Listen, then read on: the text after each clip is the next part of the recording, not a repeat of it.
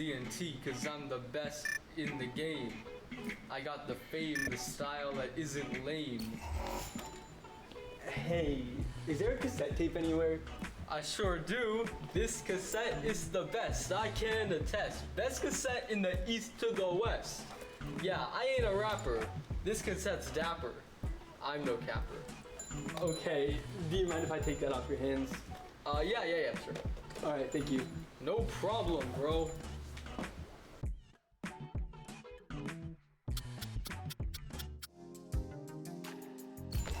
And this is this week's Closet Classics.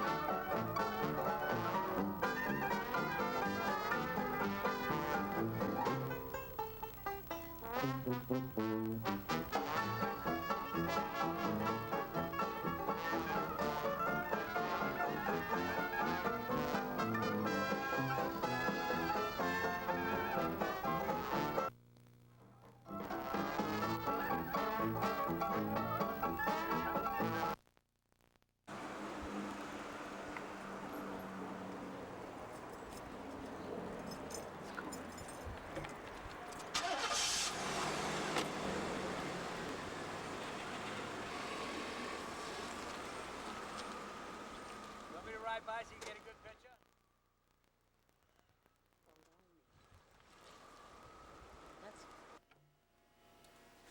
Welcome to Fireworks, a show sponsored by the Burlington Firefighters Local 2313, which we hope in the future shows will be able to educate you, the taxpayers and residents of the city, on how your fire department operates.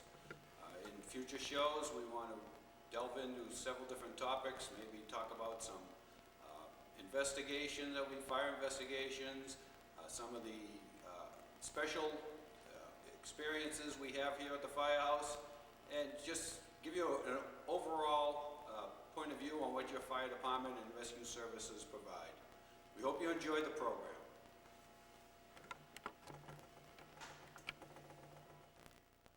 Well, welcome to our kitchen here at the firehouse.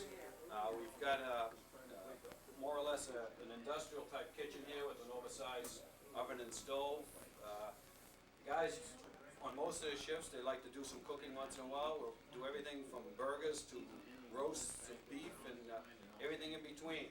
Pasta and maybe someday you can come and cook for us in here, and all the guys would really enjoy that. Maybe you could film that for your own show and do the cooking at the firehouse.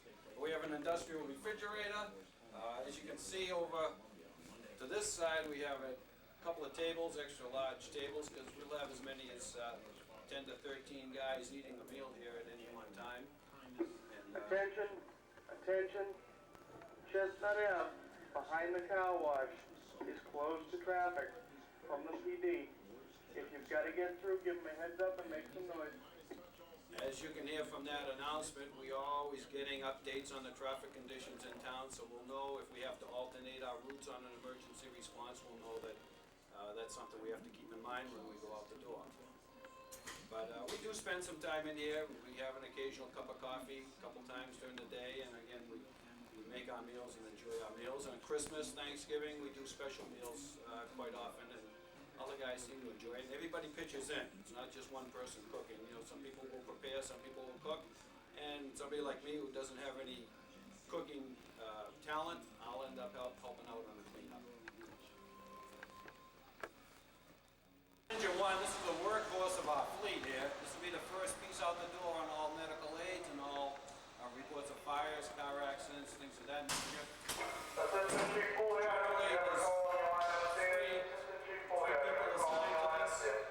You see the drop down stairs, that's a result of trying to comply with the NFPA standards, which is National Fire Protection Association standards that they have now for apparatus that try to ensure that trucks are built safely. If we had to be jumping down from the top there, guys would be spraining ankles and hurting themselves, so they have these drop down stairs now. And And again, this truck will hold as many as 6 firefighters on it, and there's no more riding on the backs of fire engines like they used to do in the old days. Everything is enclosed, everybody has a seat, everybody has a seat belt. So we move down the apparatus here. This is our pump panel. The operator will climb up top of the stairs here, and there's all kinds of gauges and levers, and that's how they divert the water coming in from the hydrant, divert the water through the different hose lines, and they're pretty much in control of how much water gets delivered at the end of a nozzle. All these cabinets here have different pieces of equipment that we need in order to do our job. There's everything from nozzles to generators to big fans to clear out buildings of smoke or other hazardous air conditions. What we have here is some of our cabinets here with some of the different equipment we have in the cabinets. These cabinets here are mostly made up of different pieces of apparatus that we use to deliver the water. There's nozzles, there's connections and fittings and stuff in these cabinets. Here we've got our air tanks, the self-contained breathing apparatus that we put on our backs in order to enable us to go into smoky and hot atmospheres. And in this next cabinet, you probably can't see it, but there's a big fan in here. And again, here we have a portable fan that we use to clear out smoke-filled buildings after we've extinguished the fire or whatever creates the smoke in the building. We'll be able to clear it out here. It's called positive pressure ventilation. We can actually pressurize the whole building and just open one opening on the opposite end of the building, and we can push the air right through it. Pressurizes the building and actually pushes the air. You can see the smoke coming out under pressure once you've engaged this piece of equipment. An engine like this, we have 3 guys. Their jobs on a fire situation would be the driver operates the pump panel, and the officer and the other firefighter will advance the hose line, whether it be a car fire or into a building to start to extinguish the building fire.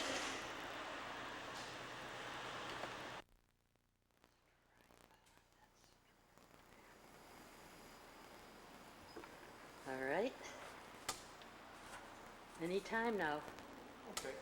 This is one of the things that we do every couple of days to make sure that the equipment isn't off or been left behind somewhere. It's called a vehicle inventory.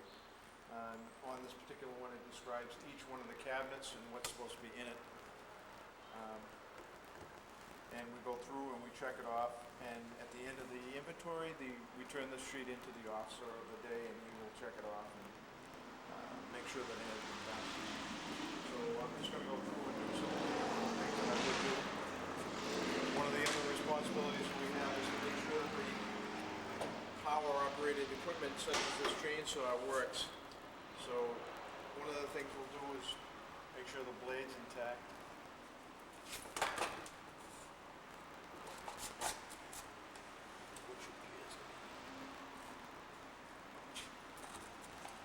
This is one of the tools we use to open up a roof if we have to ventilate a fire. Kind of a specialized chainsaw. It has a special blade that's designed to go through asphalt shingles.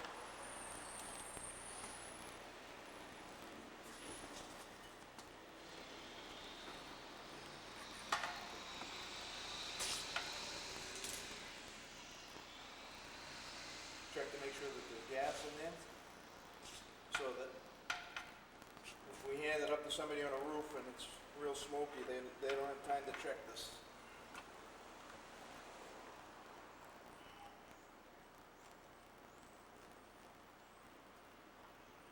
And oil is okay.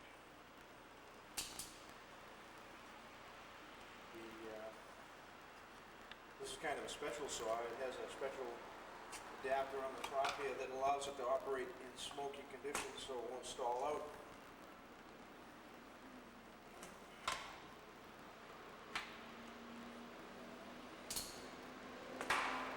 Now, one of the things I would normally do is start it up, but I don't want to drown you out here, so I don't want to do that just yet. I'll do that a little later.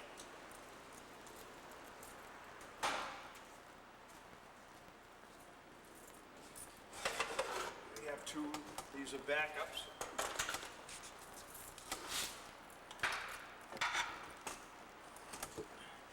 It's things like this that we have to do every day on our shift when we come in. To kind of make sure things work right when they have to.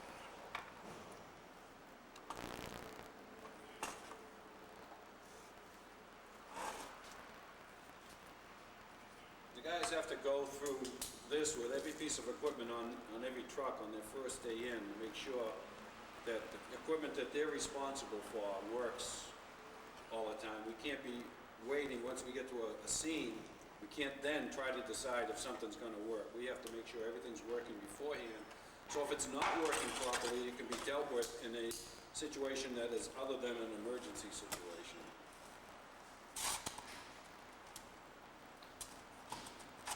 And what these checks also allow for is for the guys to make sure that they're continuously familiar with the equipment and tools.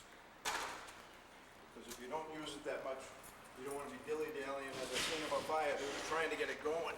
You want to know how to get it going. Too much of a delay.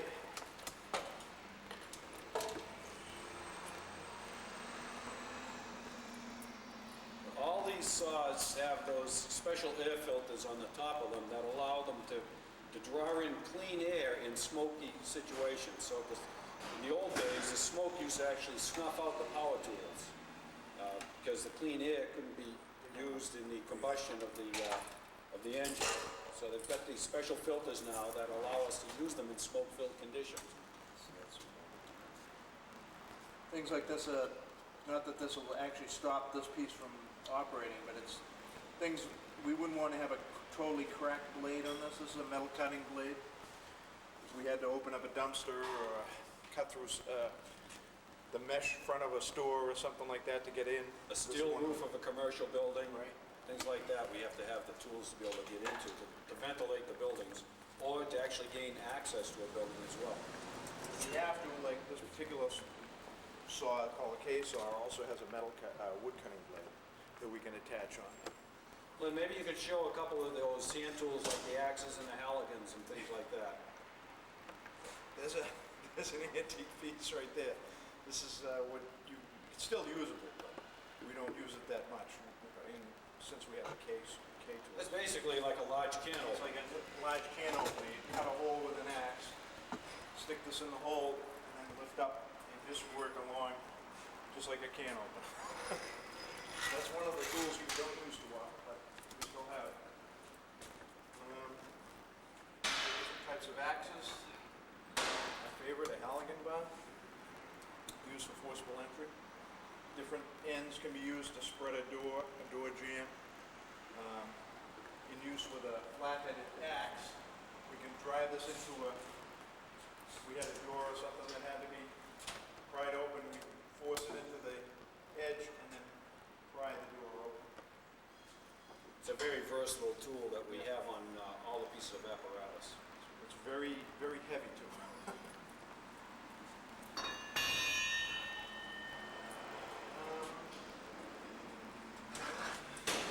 Something people don't think we normally would have. The squeegee. Just to sweep out water. If we have an excessive amount of water and want to prevent damage, water from leaking down into another floor or another apartment, we'll try and get rid of the water as soon as we possibly can by using squeegees, mops, making trays out of plastic material so we can run the water off, drain it off. Part of what the firefighters do is once the fire is controlled, we engage in part of the operation that's called salvage. And that is trying to salvage anything in the building or in the car or whatever that hasn't been damaged by the smoke or water or fire already. We try to salvage it, trying to keep as much property damage to a minimum as we can. This is one of the tools that you don't see that much. It's a kind of an attempt to make a do-it-all tool. It has the end like a Halligan bar, small axe head and a small pick. And it's designed to be collapsible so that it can be carried by a firefighter if he had to on his belt or taking up too much room.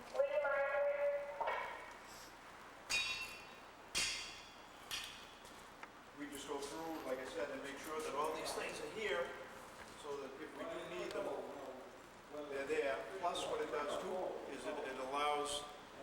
firefighter to know where each thing is supposed to be, so if he's sent to get something, he knows where it is. The man from the actual engine can come to the tower and get something, should know right where it is. Because due to the rotation that we have, each man will be stationed on this piece and eventually have to do this inventory. We have things like a refrigerator dolly if we had to move computers, things of that nature that are fairly heavy and cumbersome.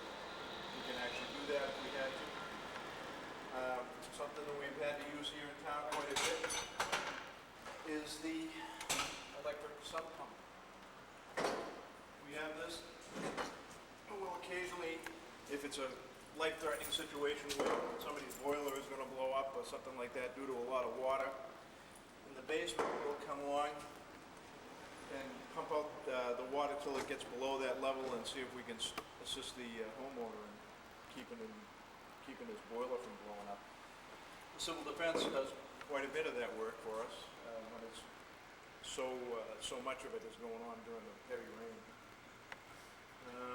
One thing that's important to remember is this is our tower truck, and it's considered our tools truck. It really carries a large variety of tools, and again, on their daily checks, it gives them an opportunity to check out the tools, make sure they're in good working order. If they need to be lubricated or maintained in any way, it gives them an opportunity to do that, so that if and when they are needed, there's no surprises. Hopefully everything's going to work fine so we can have a successful situation.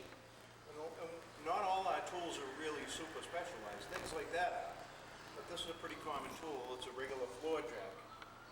In the event that we had to shore up a building like the situation we had on Rahway where the car went into the house, if you want to shore up a building, make sure it doesn't fall down while men are in there trying to effect a rescue, we would use this in conjunction with some pieces of wood, timber, etc., to strengthen up the structure. Small pry bars of different sorts of levers. We have quite a number of different tools on here. We have portable shoring. This piece here is actually a piece of portable metal shoring that can be adjusted with pins through it. We even have a battering ram that if we had to break through the side of a concrete building to gain egress for a rescue situation or somebody trapped, we could actually do that. We have portable acetylene cutting torch on here. You know, jaws of life on there. Jaws. There's a multitude of different types of tools on there. There's also a full medical aid response kit on there, so in the event that all our other equipment is tied up, we can actually respond. You might find this responding on a medical aid. I know there was some concern about us responding on medical aids with a multitude of equipment, and you might actually find that the tower truck responds to your house or your place of employment on a medical aid because our other equipment is tied up on previous calls. So this has a full capability of responding on a medical aid, and this would be staffed by EMTs. So, if this shows up at your house, it usually just means that everything else is already out and working. Here's an interesting piece of equipment that isn't used too often called a cellar pipe. This is used if we couldn't get access to a space in a cellar. We could chop a hole in the floor, drop this unit down through the hole, attach a line to it here, and the head has different holes, as you can see. It spin around very much like a sprinkler does it in a regular construction. And that would hopefully put out the fire where we couldn't get at it. Or at least control it to give us the ability. This does carry some of the equipment that you don't normally see. And your name is? Firefighter Sawyer. And how many years, Len, have you been on the job? 15. Right. That was an education for me. I'm dying for you. A frequent question that we have by people that come into the firehouse is, what are all these yellow hoses that are hanging down? And some of them are attached to the apparatus and some of them aren't. Well, they're all supposed to be attached to the apparatus. They're exhaust hoses. They pick up the diesel exhaust off the engine, and they exhaust it to the outside so that we're not sucking all the diesel fumes all day long. What happens is, automatically, as the truck goes out, this hose follows the truck out. There's a track, and I'll show you how it works. But once it reaches a certain place, it'll automatically detach. It's air actuated, and it'll automatically detach. So it'll slide up with the truck, going up this way, and it reaches a certain point on this track, and it detaches from the truck and just swings back harmlessly out of the way. And that keeps the whole building from being filled with fumes every time we go out the door. It's a safety product that we have that the union and the chief realize the need for, and actually a lot of firehouses now around the country have a system similar to this in place.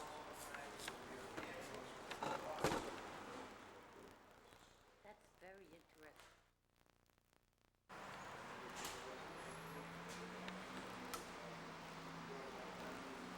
What you're looking at there is the shift commander's response vehicle. Usually that's a captain that drives that. He's the incident commander of any of the major incidents that we might have going on in town. He's also in charge of the shift, of the deployment of the personnel to the different pieces of apparatus. Basically, he's in charge of the everyday operation of his shift.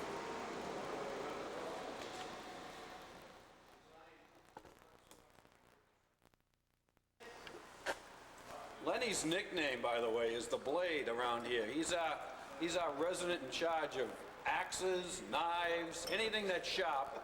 Lenny's the man. Yeah. Well, what you asked me about, or what I was trying to allude to, is the fact that people don't realize how heavy the equipment actually is and how cumbersome it is to use once you're in uniform. This particular axe, and most of the fire axes, 14 pounds just for the head of it. And that's how they accomplish most of their breaking and cutting force, is it's not really super sharp, it's just the blunt force and weight that cuts through the wood. When you already have a 35 or 40 pound strap pack on and an additional 30 pounds of gear, things like that, it becomes very difficult to accomplish. The oxygen guy here? Steve just called. It's very difficult to swing an axe, barely be able to see what you're hitting. There's a lot of times there's smoke coming out of the roof and things like that. It's very difficult to see and move. But as you were saying, a lot of people don't realize or think about things until you bring it out. Rescue 2 here. Rescue 2 is actually scheduled to be replaced in just a couple of weeks. We have a new ambulance coming in that will move to the front of the bay. Our current Rescue 1 will become the second ambulance, which goes out on any secondary calls while the first one is out, or should the first one have to go out for any repair or any warranty work, then what becomes the Rescue 2 will be our first line ambulance. Today, the other ambulance happens to be having some mechanical work being done, so this is the only ambulance available, but it's still serviceable in the short term. Eventually, when we get the new ambulance, this will be traded in for some kind of a discount on the price. I don't even know what the town gets back on it. But this is an older style. The ambulance that we're getting is a larger style. I believe it has an international cabin chassis. It's much bigger, it's much roomier than this style is, which makes a lot more sense because we have a tendency to have more people in the ambulance working on people today, with the paramedics and the EMTs going on a lot of ambulance calls.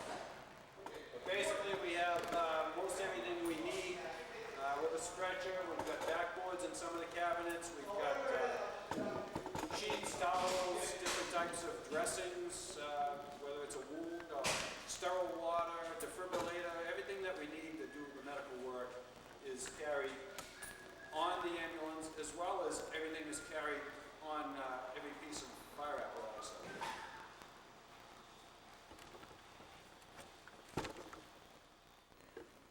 Well, what we have here is the communications dispatch room at the fire station. This is where the calls are received. This is where the automatic back signals from the street boxes and the boxes that are on commercial buildings. They come in automatically. This whole console here is loaded with electronics to allow us to do that. We've got all our radio system here. We've got computers for the aid on the dispatching. In front of you here, you have Mike Enos. He's our dispatcher on this shift. And Nicole Runyon she's a dispatcher in training right now. In a week or two, she's going to be going on the shift that she'll be assigned to. Burlington Fire Department dispatch Venus line recorder. What's going on? Good. And as you can see, the calls come in, and the dispatchers receive them, whether they happen to be calls about fire business or whether they're emergency calls. The 911 calls will come in. They originally go to the police station, and once they realize that it's a call for a fire or ambulance, they send it over to here, and our dispatchers handle it here. They have a protocol. They're able to talk people through the emergency as they await our response. If there happens to be choking or cardiac arrest or whatever, our dispatchers are trained to talk people into starting rescue work on their own, at their own scene while they're awaiting us. And in some cases, that's actually been beneficial as far as saving lives and stuff. But this is basically the brains of the operation as far as the mechanical and electrical end of it goes. And we have a lot of fun with our dispatchers up here. They're a good group. They work well with us and we with them, and we enjoy joking around between us all the time. I would like to get.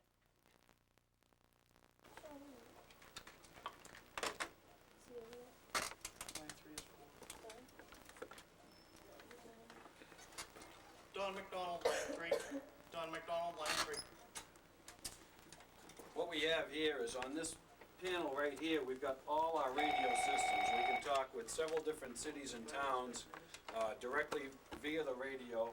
If we go mutual aid or if we have mutual aid coming in to help us, we can talk directly to both their dispatching center and to their trucks or ambulances, depending on who we have to talk to and when. On this panel, we've got all kinds of switches that open doors throughout this building. The building on Terrace Hall Avenue, we can do a lot of control work right from this panel here.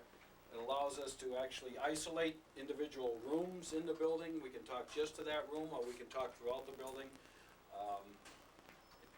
Really, it's just a matter of getting used to the different buttons and what they do, and then it becomes natural. We've got our computer, one of our computer setups here. We've got a couple more up top. All our dispatchers are all have to be fairly familiar with computer operating systems. We generate our reports with these computers, and again, this really is our electronic and mechanical brains of the whole outfit. Without our dispatchers and the communications we have, it becomes very difficult for us to do our work out in the streets. Okay. We have our security monitors here, just like every other building in town now. It seems the security is very important. The monitor on the left shows us our front lobby doorway as well as parking lot out back. Moving towards the middle, we have our apparatus floor. A lot of times when the equipment goes out the doors are left open because the dispatchers are busy trying to make other communications and trying to deal with the actual incident. Doors are left open, and by having a camera on the apparatus floor, we can make sure nobody comes in, no unauthorized people can come in and do anything out on the floor that they shouldn't be doing. Moving to the right, we actually have a bug on the lens there that shows our gas pumps. They get drawn to the heat of the camera out there, and quite often we'll see something scary walking across the screen. It's really kind of funny sometimes. You feel like you're watching a horror movie or something. But that's a picture of the gas pumps, and that allows us to keep an eye on what's happening out at the gas pumps, which all the different town departments use to refuel their vehicles. That street is now open. I didn't know it was closed. It was closed. You didn't hear the announcement in the kitchen then? This is firefighter Jim Sorensen here. Jim has just come back from an ambulance call, so now he's busy doing the reports. Some of our reports are hospital mandated, some of them are state mandated, and some of them are town mandated. So in addition to actually doing the emergency work, the EMTs get tied up doing additional work with paperwork. So Jim's on the computer here generating the needed reports. Jim's been on the job about 6.5 years now. He's a good EMT and a good firefighter, and despite sometimes how he acts, we enjoy working with him. Have to have this all recorded, and usually we do it immediately after the run to keep everything fresh in our mind. But that's another part of the job that we do. Thank you for joining us for this recent session of fireworks.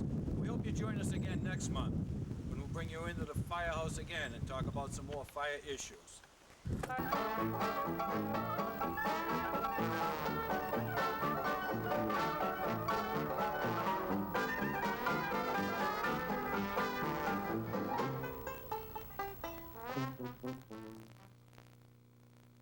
Do you know how to escape a fire? Well, would you believe you could learn the answer from a baby? If you get caught in a fire, here's what you should know.